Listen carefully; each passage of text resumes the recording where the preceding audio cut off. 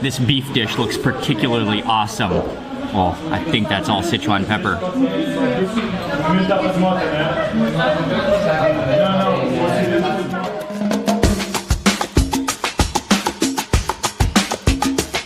Good morning, everyone. It's Mark Wiens with migrationology.com. It's a beautiful morning in Lisbon. We are walking to the metro. We're gonna take the metro and then we're gonna take a tram and we are on our way to Belém. Just got off the metro at Cais do Sodre and we should be able to take the tram or train from right here.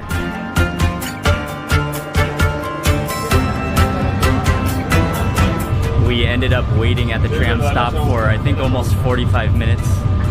So much for trying to get an early start.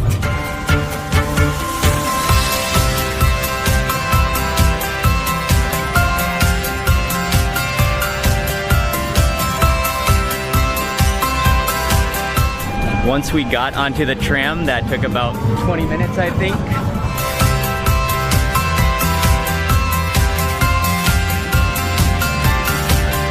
This one is the original one. The first one. The best one.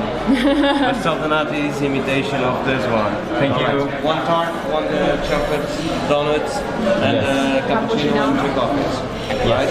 Our first stop this morning is the legendary Pastéis de Belém, which is maybe one of the most well-known places in all of Portugal, or maybe in the entire world, for Portuguese egg tarts. And Portuguese egg tarts are famous the world over, from Macau to even in Thailand. Do they have it on KFC in Thailand? I think. Yes. They also have it at KFC in Thailand. But Portuguese egg tarts, we're about to have our first one so far in Lisbon, and a cup of coffee. They have both takeaway and sit-in, and luckily we are here early enough where we just got a table and about to sample this world-famous egg tart. Thank you. 1, 2. Thank you. Obrigado. This one, cinnamon and sugar. Drop on The Pastel de Belém has arrived. Ying and I got one, and then we also got a chocolate-filled Portuguese donut. And then I knew one coffee would not be enough, so I went ahead and ordered 2 at the same time. I better begin with the egg tart. And by the way, this place dates back to 1837. And before I take a bite, I just want to point out that flaky, crispy crust on the edges here. Looks like little layers of pastry. And then it has a slightly yellow, golden, and slightly browned top little crust on that egg tart.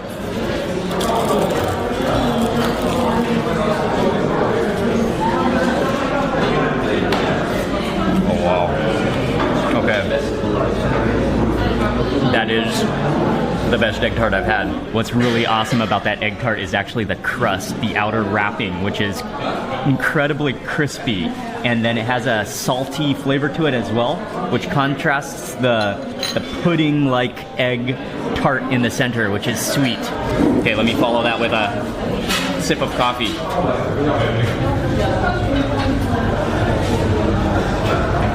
Good combination.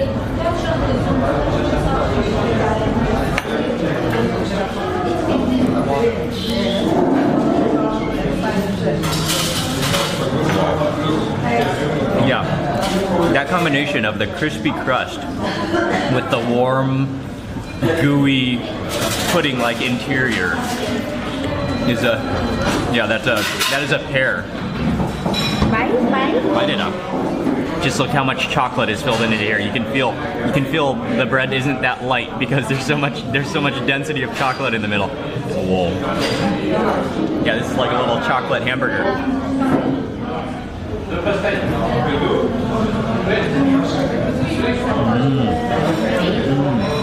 The chocolate is really good. It's really rich and smooth and has a really strong chocolate flavor.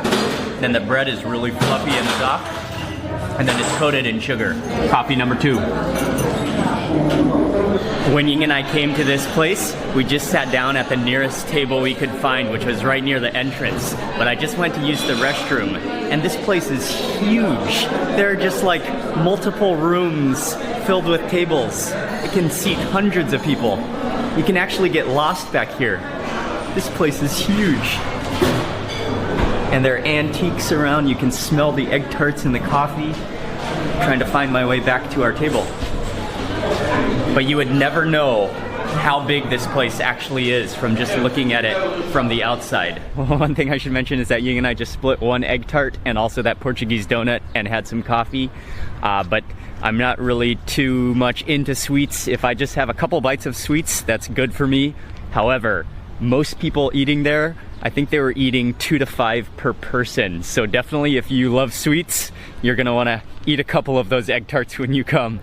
We're walking past Geronimo's monastery, which I'll come back to, but I wanted to go first check out the Torre de Belém, which is the Belém Tower.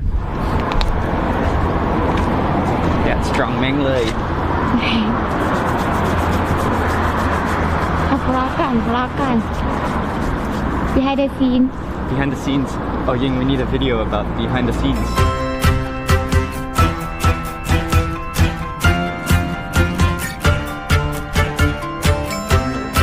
Belém is a section of Lisbon, and when you come to Belém, one of the top things to do is to visit the Tower of Belém, which is a fortified military tower which was built on the mouth of the Tagus River and completed in 1519.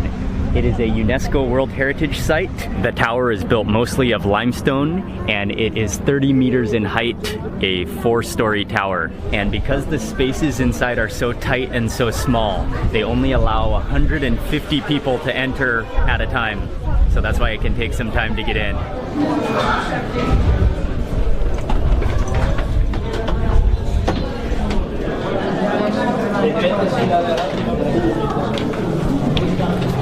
I'm making my way up the narrow spiral staircase now.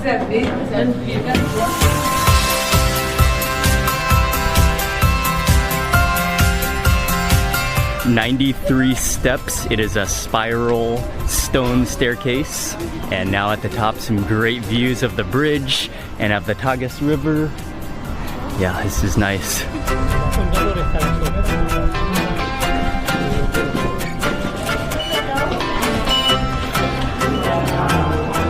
Tight squeeze here. Gonna get a lookout from this little lookout tower. This is an awesome place to chill. What I really liked was the architecture as well as the stonework. It's very impressive. What I didn't like were the long lines and the crowds, but that was cool to see. And now I need to find Ying. Ying decided to wait it out in this park right here because she doesn't like waiting in lines or crowds of people, so she decided to just let me go in, and she's somewhere relaxing in this park in the shade somewhere. Ying!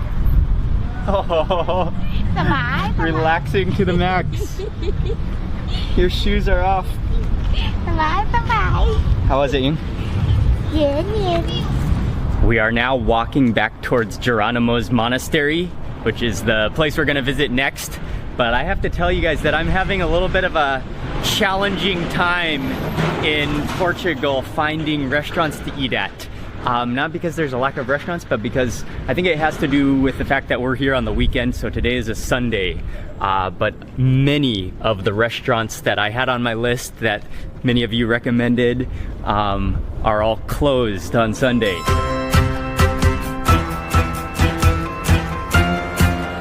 And again, this is a very impressive architectural wonder, and there's a huge crowd standing outside. The monastery was commissioned and built in the late 1400s to commemorate Vasco da Gama's route of the discovery to India, built in Manueline architectural style. And I can just imagine at the time that it was built, it must have been a showcase of the power and the influence of Portugal. We just waited in line for over an hour in the hot sun, finally got our tickets. That was a long, long wait, but we have finally gotten inside. This is the cloister area, and it is wow, it's beautiful actually. The architecture, the stonework, the courtyard in the middle, and the garden and the fountain.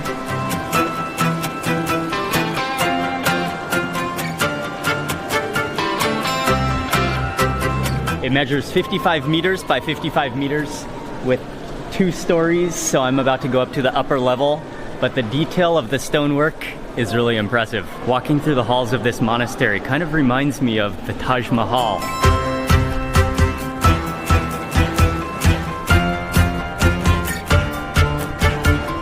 finished walking around the cloister, and they also have a couple of museums, and now walking over to the main entrance of the church.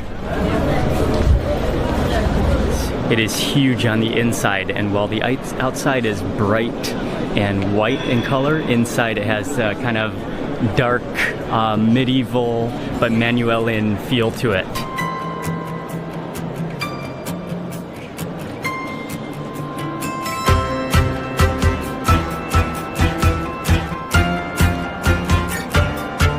And this entrance doorway is huge, and also the detail within this doorway is amazing. But I think the highlight for me of visiting Geronimo's monastery was that cloister area.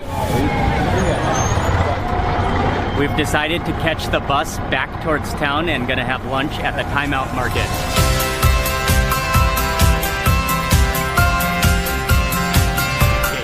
We made it to Mercado de Ribeira, which is also known as the Time Out Mercado in Lisboa. And there is a traditional market, fresh market on the right-hand side. But again, because it's Sunday, it's all closed. So we are just in the food court area. Looks like there are a lot of different food choices, and this is one place that is open on Sunday. There's a lot of variety to eat. There's a lot of kind of modern twists, I think, to food, as well as some gourmet food, as well as some international food. There's even an Asian place with pad thai and some Asian dishes. There is pizza, there's Portuguese food, but it does have a very nice feeling to it. It's modern, it's kind of on the trendy side, and I just ordered some salted cod with garbanzo beans, and they give you a buzzer, so it should buzz pretty soon, and I'll have my plate of lunch. I'm not sure if it's actually salt cod or if it's fresh cod. And then on the bottom is a puree of garbanzo beans, and I think that's olive oil surrounding it.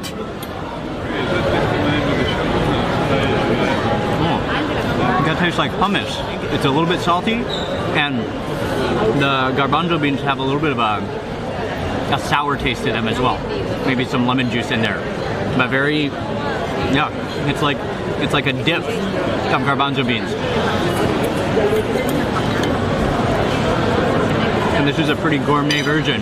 The piece of fish is very good though. It's flaky and moist. It was very good. A little bit on the plain side for me, but I did enjoy that fish especially, and the puree of garbanzo beans.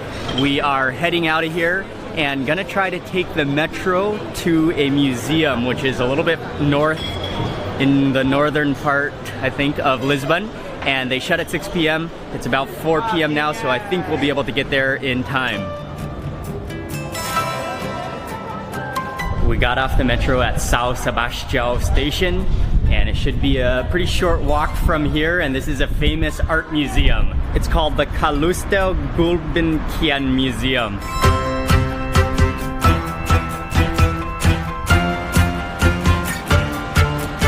The really good news is on Sunday that it's free entrance. So I just put my bag in the cloakroom and we're gonna walk around the museum. This museum has a significant collection of both Western and ancient, even Egyptian art.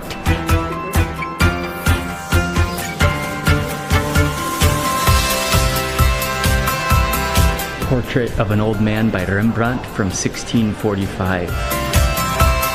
It was not too big of a museum, but they did have some very famous pieces of art, and I enjoyed the paintings, some of the paintings within the museum, but the garden alone outside of the museum is well worth a visit. I think for the museum, you definitely need to really appreciate and enjoy art.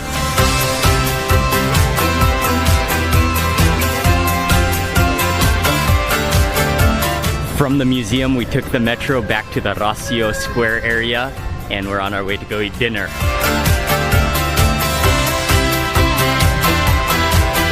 We're walking through this awesome little side neighborhood, really narrow streets, art, and it's kind of like little Chinatown, little India, little Mozambique. We're looking for this one restaurant, which I think we have come up to. Right behind me, this gray building, there's no sign or anything, and so it's kind of a secret restaurant, but I think it's up there where the sheet is hanging from the balcony. Yeah. I hope we're not showing up to somebody's house for dinner tonight. Actually, that wouldn't be a bad idea.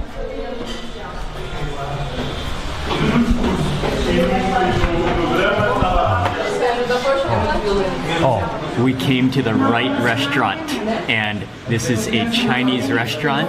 There's no sign from the outside, and you just walk up the steps. It doesn't look, just looks like somebody's home in the neighborhood. And then you come up here, and it just opens up into it's full of long tables, and it definitely is a Chinese restaurant. I was honestly wanting to eat some traditional Portuguese food, but had some complications. Number one, my phone died with the internet, so I ran out of information, and then I literally searched through my entire list of restaurants, and every Portuguese traditional restaurant I wanted to try was closed on Sunday. So Ying and I decided to make the executive decision to have Chinese food for dinner, and both of us are ready for some Chinese food. The menu is only in Chinese and Portuguese, so I'm using my Spanish to sort of translate into Portuguese to translate into English. And so this one for sure, Ying and I are gonna get the sopa ácido picante. Okay, actually I'm doing really poor on my translation skills. I'm kind of just writing down some dishes. I'm kind of blindly choosing a couple of dishes. I'm gonna order the carne de gallina com camarão. I forgot to mention this before, but we got a great table right in front of the window. The cool breeze is coming through. You can see the Portuguese flag waving, some potted flowers, and I think Ying and I might have gotten a little bit excited that we're having Chinese food, and we ordered quite the dishes are huge in portion size. Ying just dished me a bowl of hot and sour soup.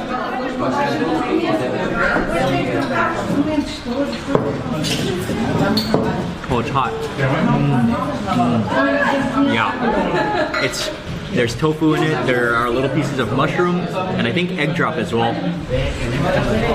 Also a plate of chow mein has just arrived. Egg, there's some vegetables in here. Let me put some of this on my plate.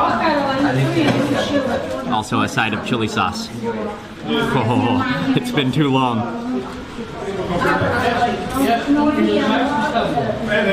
The smokiness, that wok hei flavor, is fantastic.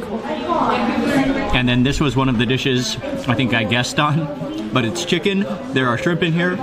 Is it chicken or is this the pork dish? I think it's chicken. And there are cucumber and peppers in here. Let me stick this on my rice. I gotta go for some of that more of that chili sauce.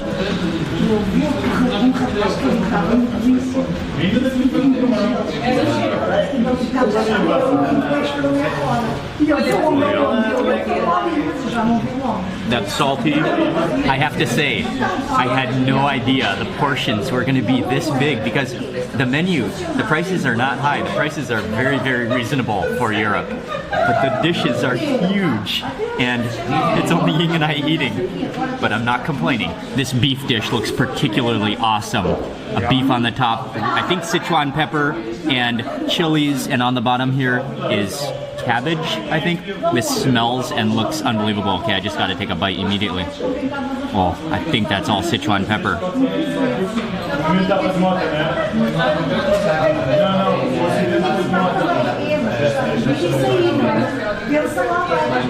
Oh yes, that is Sichuan pepper. It's garlicky. It's filled with like garlic oil and chili oil, tender slices of beef, lots and lots of garlic in there, cilantro. That's okay. I'm glad I wrote down this dish without knowing what it was and ordered it. This is the vegetable I ordered, which I just wrote down too, and I think it's jicama. It wouldn't have been my first choice had I known what it is. I would have liked more of a green leafy vegetable, but that's okay. That is jicama, but it does have a really wonderful smoky flavor again. I had actually forgot all about these because they came last in like 5 minutes after all the rest of the food, but we also got the fried dumplings. Oh, and these look fantastic. Look at how big this plate is though, there's so many of them. A dip in vinegar, I think.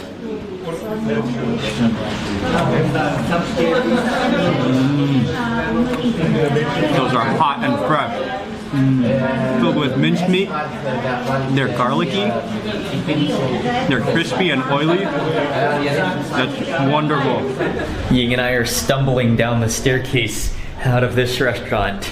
That meal absolutely hit the spot. That beef dish in particular was fantastic.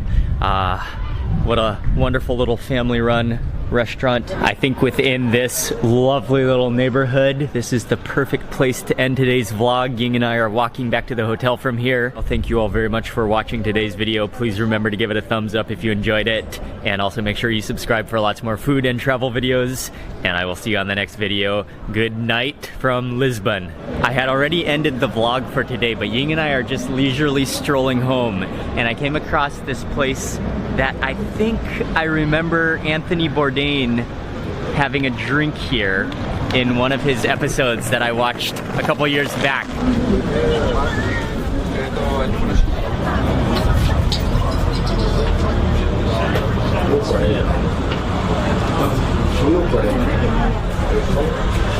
I think it's a cherry liquor, and then you just walk in there. It's only takeaway, and then he pours you a little cup and puts in a berry at the bottom.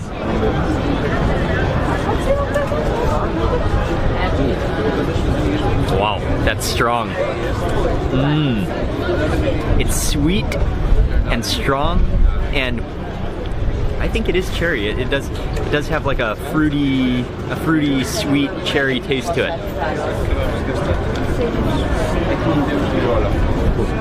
Yeah, and that is strong, but that is very good. This is a real legendary place, though. This is really going to be the conclusion for today's video. And yeah, I had no plans to stop there, but I just remember seeing it in Anthony Bourdain's Lisbon video. Cheers to everyone, and good night from Lisbon, Portugal.